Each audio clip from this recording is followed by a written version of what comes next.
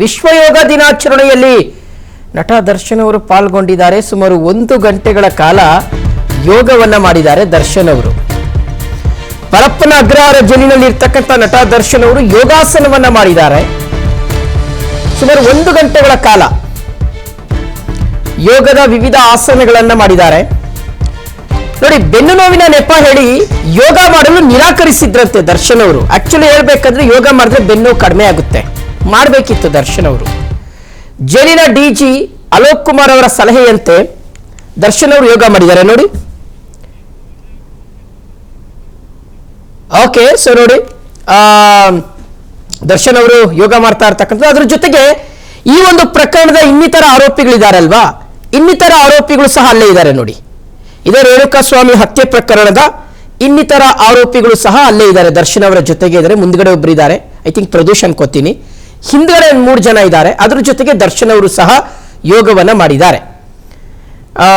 ದರ್ಶನ್ ಅವರು ಯೋಗ ಮಾಡ್ತಾ ಇರ್ತಕ್ಕಂಥ ಒಂದು ಎಕ್ಸ್ಕ್ಲೂಸಿವ್ ಫೋಟೋವನ್ನ ಗಮನಿಸ್ತಾ ಇದ್ದೀರಾ. ಎಕ್ಸ್ಕ್ಲೂಸಿವ್ ಫೋಟೋ ಇದು.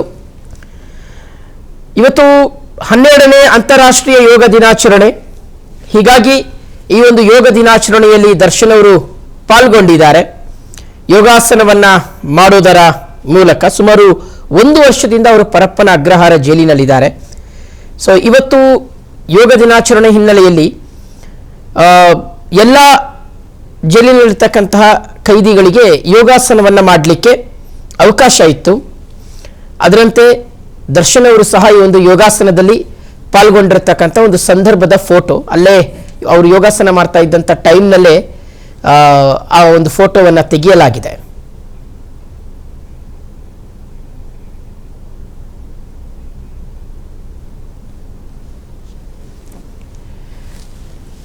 ಓಕೆ. ಸೊ ಒಂದು ಕಡೆ ದರ್ಶನ್ ಅವರು ಕಳೆದ 1 ವರ್ಷದಿಂದಲೂ ಸಹ ಜೈಲಿನಲ್ಲಿದ್ದಾರೆ ವೀಕ್ಷಕರೇ. ಮಗದೊಂದು ಕಡೆ ಯೋಗಾಸನವನ್ನ ಮಾಡ್ತಾ ಇದ್ದಾರೆ. ಸೊ ಅವರು ಬೇರೆ ಆರೋಪಿಗಳಿಗೆ ಕಂಪೇರ್ ಮಾಡಿದ್ರೆ ದರ್ಶನ್ ಅವರು ಒಂದು ಸ್ವಲ್ಪ ಕ್ರಿಯಾಶೀಲರಾಗಿ, ಒಂದು ಸ್ವಲ್ಪ ಆಕ್ಟಿವ್ ಆಗಿರೋ ಹಾಗೆ ನಮಗೆ ಫೋಟೋದಲ್ಲಿ ಕಂಡು ಬರ್ತಾ ಇದೆ. ಅದಕ್ಕೆ ಕಾರಣ ಏನು ಅಂದ್ರೆ ದರ್ಶನ್ ಅವರು ಬೇರೆ ಬೇರೆ ಚಟುವಟಿಕೆಗಳಲ್ಲಿ ತಮ್ಮನ್ನು ತಾವು ತೊಡಗಿಸ್ಕೊಳ್ತಾ ಇದ್ದಾರೆ ಅಂತ. ಪ್ರಮುಖವಾಗಿ ಪುಸ್ತಕಗಳನ್ನ ಜಾಸ್ತಿ ಓದ್ತಾ ಇದ್ದಾರಂತೆ. ವಿವಿಧ ಕಾದಂಬರಿಗಳನ್ನ, ವಿವಿಧ ಲೇಖಕರು ಬರೆದಿರ್ತಕ್ಕಂಥ ಪುಸ್ತಕಗಳನ್ನ ಓದೋದರ ಮೂಲಕ ಅವರು ಒಂದಷ್ಟು ಜ್ಞಾನಾರ್ಜನೆ ಆಗಿರ್ಬೋದು ಅಥವಾ ಒಂದು ಆತ್ಮಸ್ಥೈರ್ಯವನ್ನ ವೃದ್ಧಿಸಿಕೊಳ್ಳುವ ಪ್ರಯತ್ನದಲ್ಲಿ ದರ್ಶನ್ ಅವರು ಜೈಲಿನಲ್ಲಿ ನಿರತರಾಗಿದ್ದಾರೆ ಅನ್ನುವ ಮಾಹಿತಿ ಇದೆ. ಬಹುಶಃ ಅದು ಅವರ ಒಂದು ಕಾನ್ಫಿಡೆನ್ಸ್ ಅನ್ನ ಹಾಗೆ ಉಳಿಸ್ಕೊಂಡು ಹೋಗೋದಿಕ್ಕೆ ಸಹಕಾರಿಯಾಗಿ ಕೆಲಸ ಮಾಡ್ಬೋದು ಅಂತ ಅನ್ನಿಸ್ತಾ ಇದೆ.